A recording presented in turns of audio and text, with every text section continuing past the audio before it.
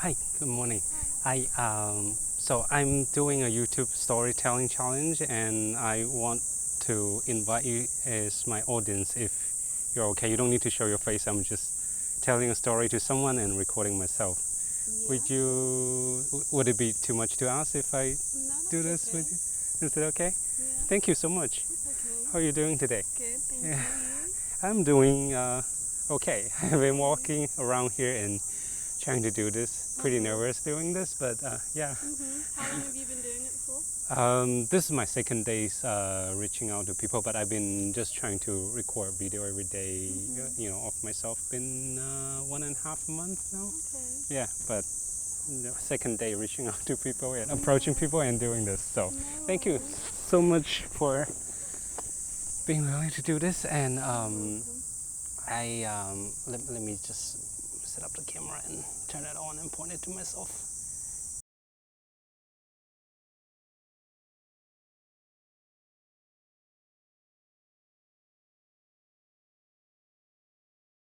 Let me see how should I do this. So I do. I'll record myself, and I also have a mic that I'm wearing here. If you don't mind, like from the start of our conversation, actually, it's been rolling. So if you're okay with me, like later uploading that part No, of the that's video too. okay. No worries. Okay. Yeah. And I don't know any question or anything that you want to clarify before I maybe start and. Just what would you like from me? How can I help? Do you want me Wow. to That's so nice say of you. anything or No. just listen So, or? so I don't know. Feel free to respond or not, like whatever. So I'll be just telling a story, and if you have questions, feel free to just pause me and ask me. If you want to clarify anything, or if Yeah. you don't just want to listen, and that's fine too. And yeah, just just pretend that well, I can't pretend I'm not here, but I'm telling a Okay. story anyways. Okay, Yeah, sure. Go sure. for it. Okay, let me roll the camera, and I'll be shooting myself only, so hopefully, yeah, I mean, you don't mind. And yeah, let's make sure it's running. So, yeah, let's see, where should we start? So, have you been to Vietnam? Because it's just neighbor country with China. Yes, Yeah. I've been last year and I'm actually going to be there after I go here. Oh, really? This year, yeah. Okay, okay. This is a story Okay. that happened in Vietnam. Uh-huh. So it was 10 years ago, more than 10 years ago actually, Oh, wow. 2013. Okay. It was me and my best friend. His name is Neo. Well, like in the movie Matrix, Neo. So we've been friends since high school. Yeah. And when this story happened, we were already working. We separated for a long time in different cities. He went to universities, so in different countries, and we work in different countries. And we've been doing some long distance biking trips, like separately. But then we've been wanting to do a bicycle trip together for a long time, and Yeah. we finally found this 1 week time that we could do a bike trip together, and then we decided to go to Vietnam. So we planned for the trip for a few months and got everything together, our bicycles and gears, gadgets, everything. And then our plan was to, Vietnam, the Hanoi is in the north, Yeah. and then Ho Chi Minh in the south. So we wanted to go all the way from Hanoi to Ho Chi Minh, but it's a 1,600 kilometers trip, so it was too long, and we didn't have enough time. Uh-huh. So what we planned to was that we get into Hanoi, and then from there we will take public transportation, maybe a train or a open tour bus. I don't know if you've heard about that kind of bus. You get on and then sleep and get to your destination, right? Yeah. So we planned to do that, but we got into Hanoi, went to buy our train tickets, but then we realized that we make a huge mistake by planning the trip overlapping a week-long holiday, a national holiday in Vietnam. Oh, gosh. Yeah, so people everywhere, they were all traveling, so the train ticket, the bus ticket, they were all gone, sold out. So because we've been really looking forward to that bicycle trip Yeah. together. So, but we already got into Vietnam and in Hanoi, and we found out that we want to go to like middle Vietnam, and from middle Vietnam and start biking to Ho Chi Minh City. We have not enough time to do that. We already in Hanoi, but just couldn't get to where we can start our bicycle trip. Gotcha. Yeah, so we were really frustrated, disappointed. Like our heart is getting cold. We're like, what should we do? We could either maybe stay in Hanoi, explore Hanoi for 7 days. We had 7 days, but when we were not sure whether there was so much to see. 7 days on bicycle, and so I discussed with Neil, and Neil say let's maybe ask for help and see what resources we can get. Let's try our best. We got here already, so close to this dream of starting this trip. Why not try harder? So we went around and asked people. We asked people in the hotel, asked people in the restaurant, asked people in the train station. So some local people, they're kind enough to point us to a local, I don't know how to describe it, but like local bus terminal. It's like those buses, they don't, not a lot of people speak English there. I don't think any people speak English there. And then the bus, they were difficult to navigate. I mean, the schedule, difficult to find out. There was no website or agency that help you with that. But we went there and we used Google Translate and asked the ticket counter, and turned out there was a bus that was going to a city called Nha Trang. Have you heard about that city? No, I No? haven't heard of it, no. Okay, it's in almost towards the south, middle towards the south. It has beautiful beach. I think it's a great city. So that bus was going to actually a different place, but it stopped by Nha Trang, and it gives us enough time from there to get on our bike to Ho Chi Minh City. Yeah. So we were like, yes, let's do it. So we got to the bus, and we looked at the bus. The bus was internal. You remember saying the open bus, sleeping seats, air conditioning. The train's supposed to be like that too, like sleeping seats. And then we got to this bus that we were going to take.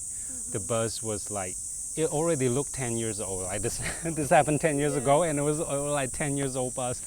It was a yellow bus, very cute but very old, outdated. There was no air conditioning. The window has to be kept open all the time, and then there was no sleeping seat. It's all sitting seats only, and because it's a long trip, eventually it ran for 36 hours for us to get to Nha Trang. Yeah, on the bus. Oh my gosh. And then it actually went on and went to its destination is somewhere I think close to Dalat, which is in the mountain or so further. So we had to stay on that bus for 2 days, 2 whole days. And we did departure the first day morning and then arrived the second day evening.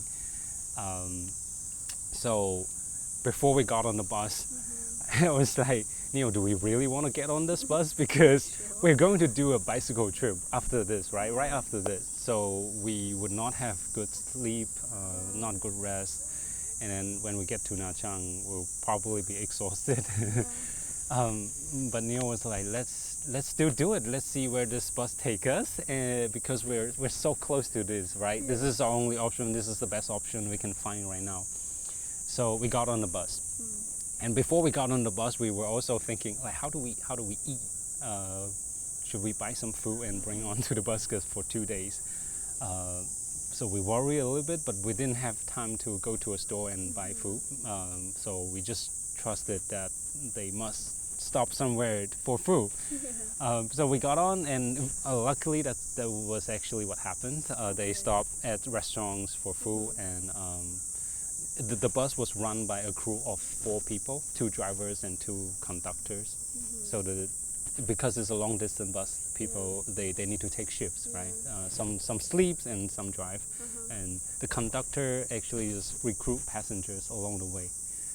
I don't know if you have that experience in China or maybe in Vietnam. The bus, the door was always open, even when it was running, and the conductor would stand at the door and then just shout out like when they pass by some towns, right? There was like shout out where they're going, where they're stopping, and then they get people onto the bus. That's interesting. Yeah. So even when it's running, maybe it was also more for like the air circulation. They kept it open. So most of the people on that bus actually got on halfway and got off halfway, and we were the two foreigners on the bus who travel, I guess, the longest distance on that bus, comparing to other passengers on the bus. And the passengers halfway got on. Some of them, they were really interesting. I mean, Vietnam is a country that I have a feeling that people are pretty chill there. And people got on that bus, gave me that feeling also like being very chill. There was this one guy who got on the bus, and he had an insect on his neck, like staying on his neck, and I think it was a cricket or something. I was pretty sure that he knew that there was an insect, but like he didn't even like make the effort to get rid of it. And he's almost like that was his pet or something. He bought on a bus, and he talked to the conductor, and then like he sat down. I didn't understand the conversation at all, but it just felt like he was saying, "Oh, where does this bus go?" And the conductor's like, "I don't know where you want to go." And he's like, "I don't care where you want to go. I just want to get on the bus and sit." And he just sit and so chill. Well, I didn't understand the conversation, but it was how it felt like. Yeah. And being on that bus, because I was like really didn't want to get on the bus at the beginning because it looked like awful, and 2 days pretty exhausting.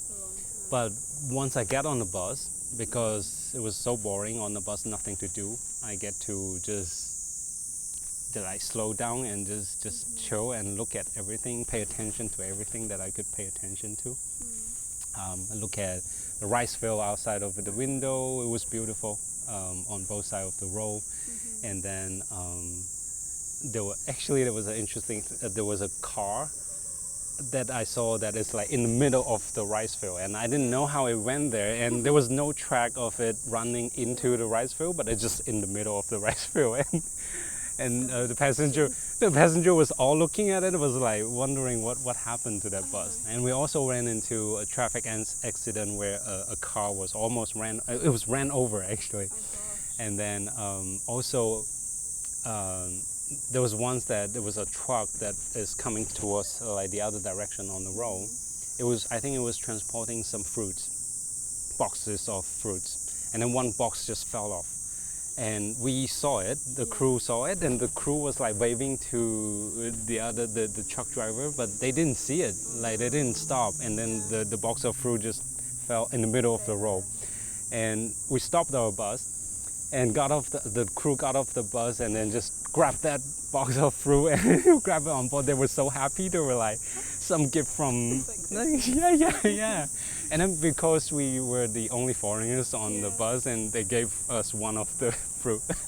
And we get to talk to the crew so much too along the way, using Google Translate. And ended up we started to exchange like life stories, getting to know each other a little bit more. And then 36 hours we spent on the bus. We got some like bonding with the crew actually, yeah. So being on that bus really just felt like a road trip that I was doing with a bunch of like strangers, yeah. And then we bonded with the crew a little bit, and also the passengers got on, got off. Just felt like in that bus, just many lives just converged for maybe just this few hours for some people, but just converge into the same place, same time. And it was just amazing thinking about it, like how can in this big role, like just people, this few people's life just merge in that moment. And it felt like a road trip that we did, and it felt like we were sailing on a ship towards a dream. So it ended up becoming really beautiful and really memorable. And at the end of the trip, we got to Nha Trang. We got off the bus, got our bikes, we went on, and the crew were all smiling on their face and waving to us, and we were almost didn't want to end that trip. Yeah. But we need to move on and get on our bicycle trip. That was also really beautiful, but that there will be another story.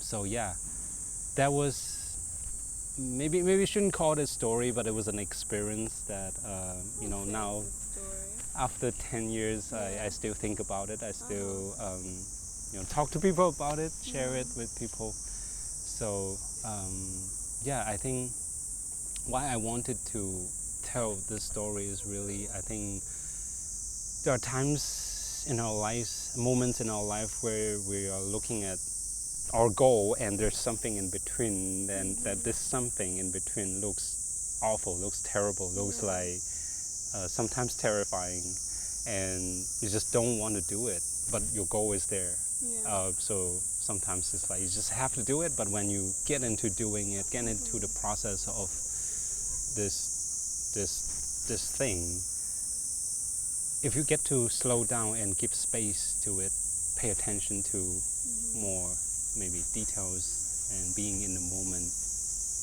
I think eventually it will turn out to be something meaningful, something memorable, some really great experience. So yeah, that's the story that I wanted to tell. It's almost a good thing that those buses were sold out originally. It seems like you got to get on one that was a more kind of, like you said, memorable experience for you. Yeah. I now thinking about it, if I were to actually get a sleeping bus, there wouldn't be any story that happened. Yeah, today I wouldn't. Yeah, I would just sleep and get to the destination and just move on. Yeah. So That's great. I like that. It's like how people say that the journey is like sometimes a bigger part than just getting to your destination. yeah, exactly. That's how I feel about it too. Cause almost like it's a journey that leading up to another beautiful journey, which was the bicycle trip. But this journey itself, it was like that box of fruit that, you know, I didn't expect it to be there, but when it was there, it was amazing. It was happiness. Yeah. I can see it. I can hear it. Oh, thank you. Thank you so Thank much. you for sharing that with me. That was great. Thank you. Let me stop the camera and yeah, thank you so much. No worries.